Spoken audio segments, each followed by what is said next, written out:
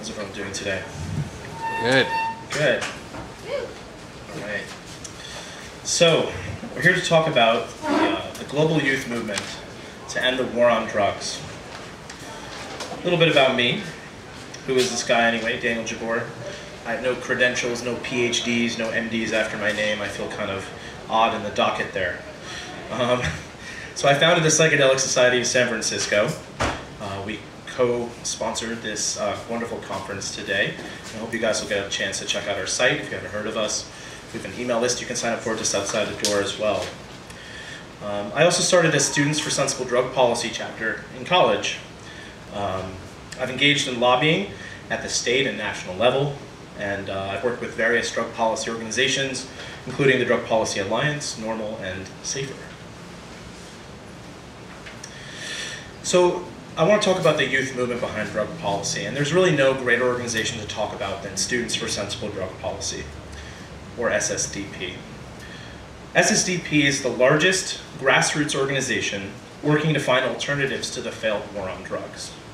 We empower young people to come up with alternatives to punitive drug war policies, and we focus on policies that specifically affect students. We have over 180 active college chapters around the United States. This is just a map of our college chapters I pulled off our site last night. And we also have international chapters in Canada, the UK, Mexico, Poland, Colombia, and Nigeria. We have national staff in many of those countries, as well as the United States and DC. Now, what are we fighting for and why are we fighting? The drug war is increasingly a war on youth. Over 50% of marijuana arrests in this country are people under 29 years old. And there are a few main battles SSDP has chosen to take on. The first one I'd like to talk about is the Higher Education Act, which controls the FAFSA and financial aid. If you've applied for college and financial aid, you'll probably know what I'm talking about. And the Higher Education Act actually takes away aid for students with drug convictions. There's only one checkbox on the FAFSA that has to do with your criminal history, and it asks if you've been convicted of a drug crime. You could have been convicted for rape or murder or really anything else, and you'd get financial aid, but if you were convicted on a drug crime, you would be denied. And also, the Office of National Drug Control Policy has spent more than $1.5 billion on its media campaign since 1998. And these put on those TV ads that I'm sure you guys have seen. I mean, they're a joke. Like, young people know they're a joke. You know, the kids getting hit on their bicycles outside of a Wendy's, or this is your brain on drugs, or whatever. But they're more harmful than just being a joke. First, they're a complete waste of money. That's billions of dollars. And second, the government conducted a study in 2006 to track the effectiveness of these ads. And not only did they find that these ads had no reduction in drug use, but they actually increased drug use in certain at-risk populations. The government's response, of course, was to bury the research and continue with their advertising. So, again, on the why we're fighting front, recently hundreds of students converged in Denver at our 13th annual conference, and we made a little video about why we're fighting to end the drug war, which I'd like to share with you guys. I'm fighting to end the drug war because it just doesn't make sense. I'm fighting to end the drug war. I'm fighting to end the war on drugs. I'm fighting to end the drug war. I'm fighting to end the drug war because this is one of the issues that no one really talks about, you know? No one should be able to tell me or anyone else around me what to do with my body. Because it's the civil rights issue that makes the most sense to me. I also think it's absurd that the war on drugs is used to restrict access to voting as well as financial aid. The war on drugs is a war on a better tomorrow. Because I think that it's ridiculous that we're spending so much money pouring into something that doesn't work. Because I was miseducated and I learned the truth, and I would like other people to know the truth too. First of all, what you do with your mind is not something for the government to be regulating. Because I believe in harm reduction, and the war on drugs is causing so many more problems than it's addressing. The United States makes up a quarter of the entire world's prison population, and we spent $1 trillion on the war on drugs, and we're in the middle of an economic recession. My father is an alcoholic and an addict, and the drug war didn't help him get sober. Tired of the people that are supposed to be protecting me and keeping me safe are the ones that are like my enemies. I had friends who were involved in a raid, and I'd had a friend who was involved in an overdose. Because it's a war on people, and we currently incarcerate a higher percentage of people than any other country in the world. I saw good friends of mine being put behind bars for it, and I think society could use them much more on the other side. I believe that we should focus things more on schools than prisons. And there are much better ways to tackle, the ills that do sometimes come with drug use. I want to end the drug war because I've just done some research and I've just made educated decisions, and that's really what it's all about. The drug war really preys on the ignorant. Something that has spurred me to try to fight even harder is a friend of mine overdosed about a month ago, and I never want anyone to have to go through that. Because I'm a policy wonk, and without sensible drug policy, you can't have sensible healthcare policy, sensible immigration policy, sensible juvenile justice policy, sensible anything kind of policy without discussing sensible drug policy. Hey, I think that we need to be addressing drug policy through a completely different strategy. I feel like this is a war that encompasses everyone, and that's why I'm fighting to end the drug war. That's why I'm fighting the war on drugs. That's why I'm ending the drug war. So that was recently in Denver. We gathered at our 13th annual conference. Last year at our 2011 conference, we had it in DC, and we had hundreds of college students there from practically all of the states in our country. We've had hundreds of other conferences as well at the state and regional level. But last year we held our 12th annual conference with over 400 students, and students around the country descended on DC to learn about drug policy, communication, and lobbying techniques. Students learned the same cutting-edge storytelling techniques that corporate CEOs pay thousands of dollars for. And the goal was to get these students to return to their communities to train others. And also they would get a chance to use those skills on Capitol Hill that week by lobbying our own Congress. All 400 of us, SSDP helped set up meetings, in-person meetings with our representatives. And we were lobbying to end the Office of National Drug Control Policy's media budget, which again puts on those ads. And we won. The media budget was cut to $0 last year for the first time since it launched. And that was a huge win, and that was in no small part to our lobbying that week in DC. And really, we surprised the shit out of these Congress people because they expect, oh, students for sensible drug policy to be a bunch of hippies, and they're gonna come in and we're gonna talk about weed and they're not gonna be professional. But no, we put ties on. We had our little one-pagers, and we addressed them in their language, and we addressed them like serious people there to talk about policy. And really, it surprised the shit out of them, I think. So it was pretty awesome. So that's one thing that we have taken on. Another thing we've taken on is the Higher Education Act. Since 2000, students with drug convictions have lost access to financial aid as a result of an amendment that was added to the Higher Education Act by Representative Mark Souder. Souder actually is no longer in Congress. He, of course, was Republican and was ousted on a sex scandal. So in early 2006, SSDP forced Congress to scale back the law, so only students who were convicted in college would be subject to aid elimination. And in 2008, that was further scaled back to allow students access to regain their aid after they've had a conviction through some process, usually rehabilitation or something like that. But Souder added this amendment in the first place to a 257-page bill in committee without any debate or recorded vote whatsoever. I mean, most congressmen didn't even know this was added to the Higher Education Act, and unfortunately, this is just the way that policy kind of works sometimes. But we've had some wins there, and we certainly had a win with the media campaign, so that's been great. Another project of ours is On the Record. And basically, the idea for this campaign came up in 2007, when John Perry, who may or may not be in the room, then leader of the Franklin Pierce SSDP chapter, and dozens of other students followed presidential candidates to town hall meetings during the New Hampshire primaries.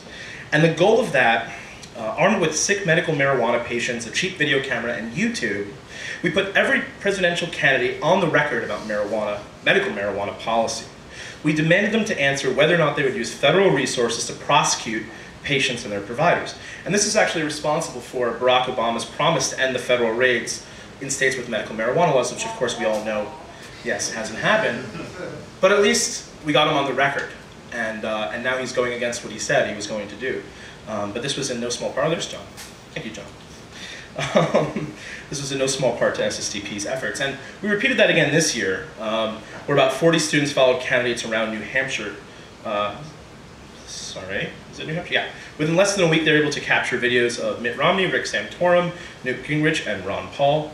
And these videos also were instantly posted on YouTube, and it led to several big media wins.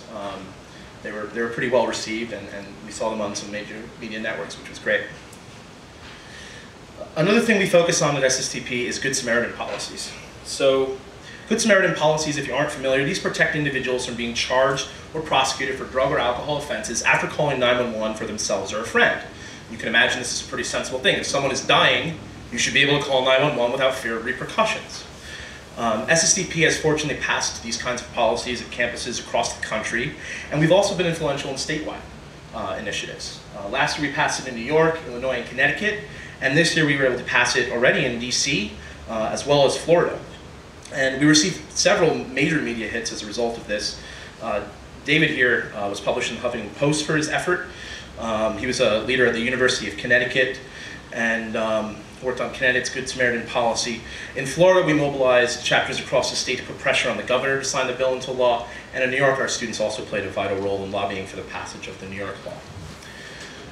Another win that we've had, a student at Lynn State Technical College in Lynn, Missouri, contacted SSDP when he found out that a proposed policy would illegally drug test their students. And our staff quickly mobilized and called the president of the college and promised to sue him if he proceeded. We were pleased to work with the ACLU to coordinate plaintiffs, and our team of scrappy pro bono lawyers and law students who serve on our board drafted SSDP's amicus brief, and we were able to get this school to not institute any legal drug testing policy. Another win we had last year, the UN granted consultative status to SSDP, and that makes us the only US-based drug policy organization to hold a seat at the UN's committee that handles drug policy.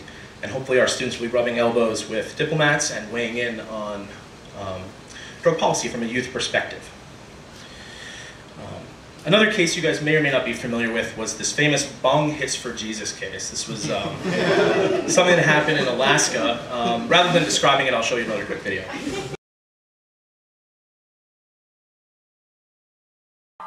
January 2002, the Olympic torch is passed in Juneau, Alaska. Students from Juneau Douglas High School attend the school-sanctioned event.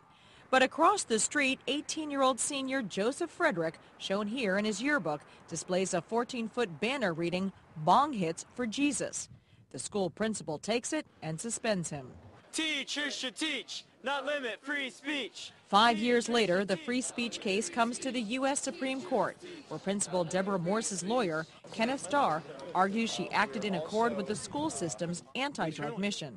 Schools should be able to put a stop to these kinds of pro-drug culture messages. They disagree. As members of Students for a Sensible Drug Policy, they traveled to Washington to demonstrate for student speech rights. If they are learning at such a young age that, freedom of speech is more a myth than a fact, then that is sort of a dangerous precedent to set for our country. Hundreds of students turned out to show their support for Joseph's case.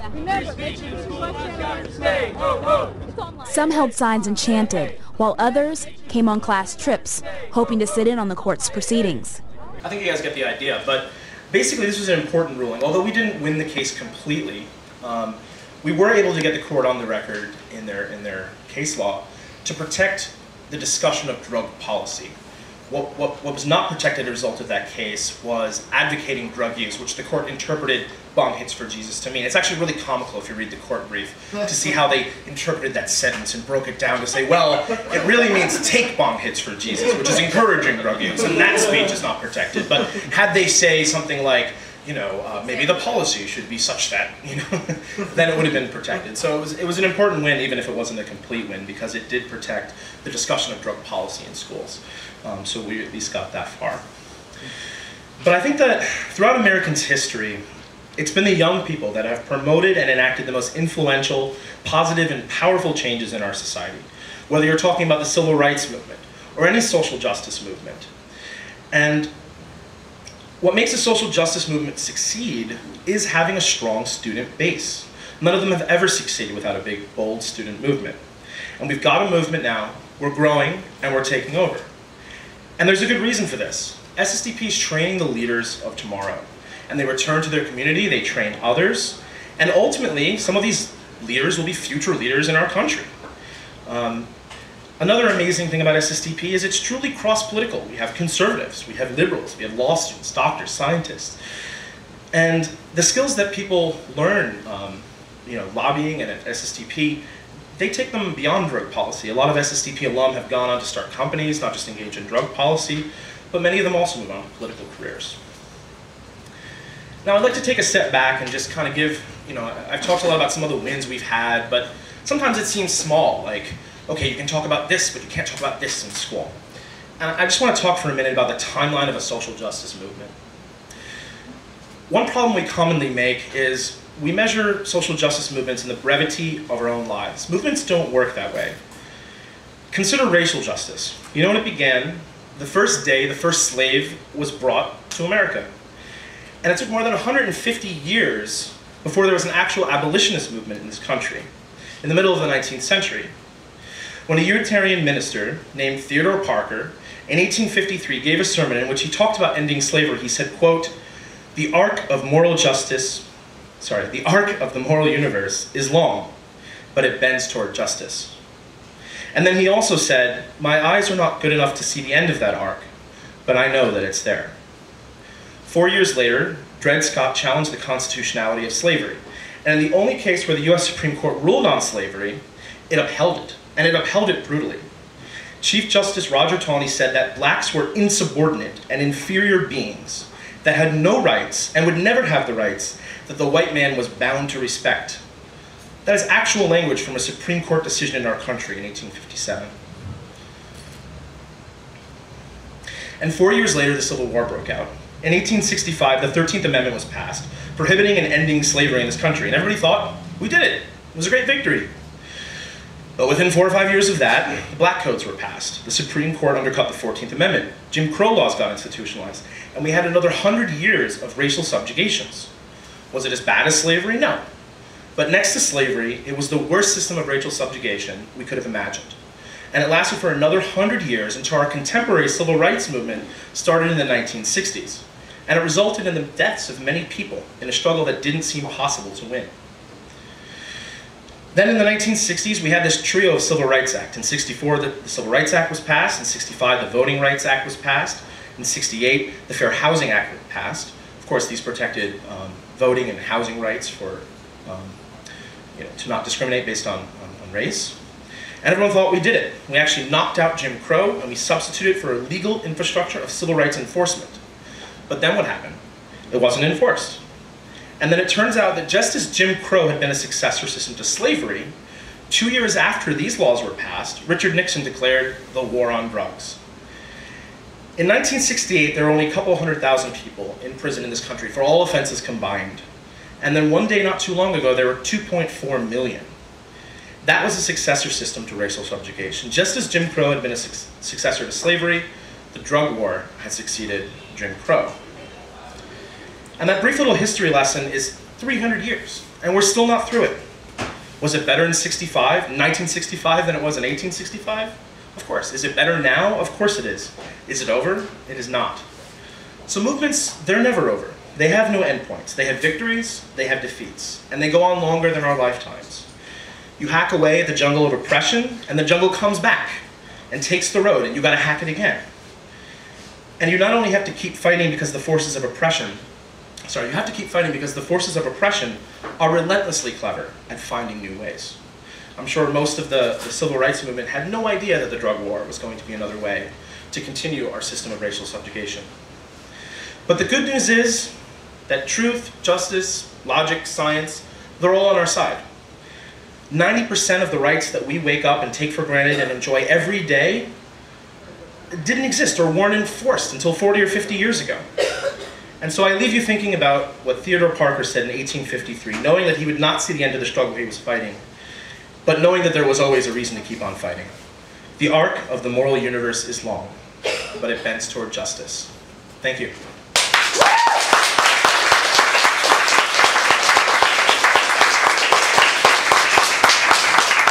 I think we should have some time for questions, and of course, if you guys would like to find out more about SSDP or make a donation, you're welcome to check out our website at schoolsnotprisons.com.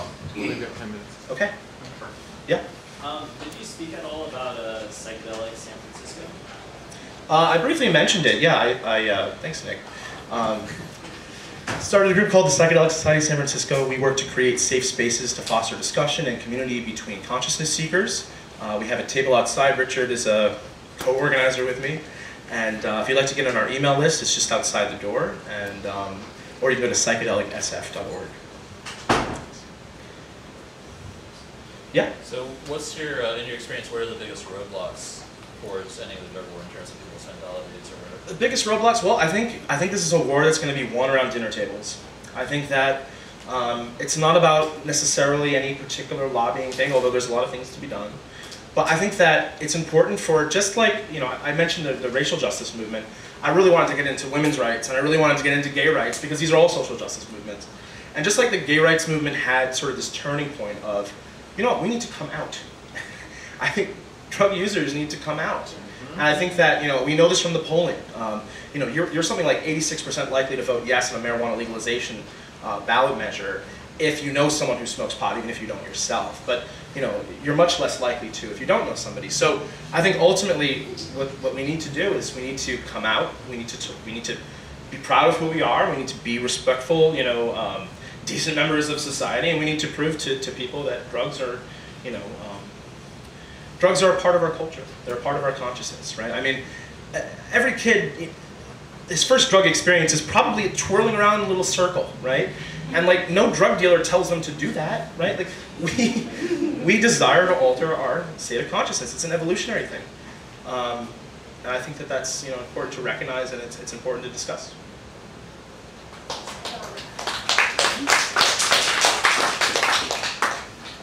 Yeah? Yeah, I mentioned this morning that I was bummed that none of the California initiatives have been able to find funding for legalization. How do you think things are going to shake out in Colorado? I'm hopeful about Colorado. It's always possible. I think it's easier to win a ballot measure there. It's certainly cheaper. I think Prop 19 was probably 2 years too early. Probably would have been better to do that this year, the presidential year. More youth voter turnouts. You know, if youth voters voted even at 70%, there would be a political revolution in this country. So just having that increase in youth voter turnout is just so important, and it really only happens in presidential years. But Colorado is hopeful to look at, Washington State's hopeful to look at. You know, the next 5 to 10 years, we're going to see some states legalize cannabis and for recreational purposes. And we're going to see probably more than half the states have medical programs in place. And that's going to put tremendous pressure on the federal government, you know.